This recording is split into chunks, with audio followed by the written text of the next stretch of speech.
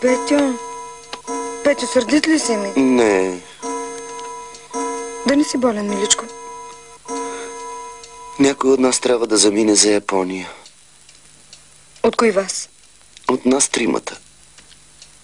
Божко ли ще бъде, миличко? Някой от нас. Тебе ще да изпратят. Ти там си най-умния, миличко.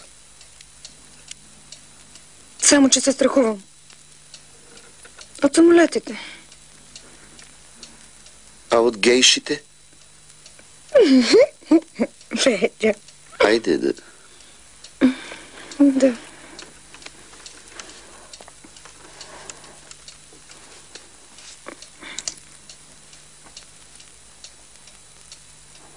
Петя, Не.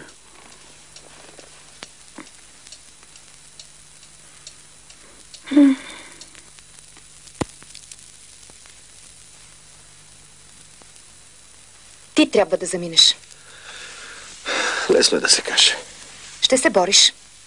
Ще се боря. Оня мистер Питкин с неговите изобретения, брой го заминал. Ще се бориш! Но не е свободна борбата да се боряме.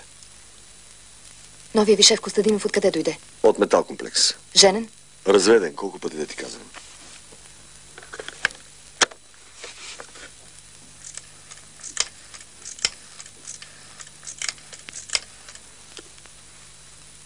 Жанче, ти ли си?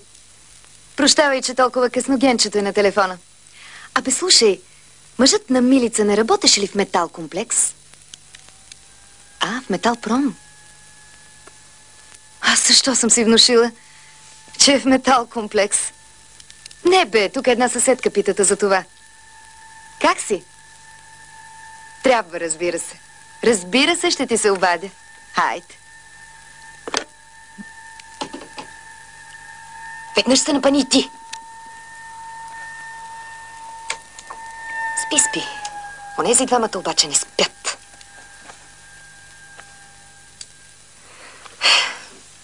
Генче, ти ще оправиш всичко, нали?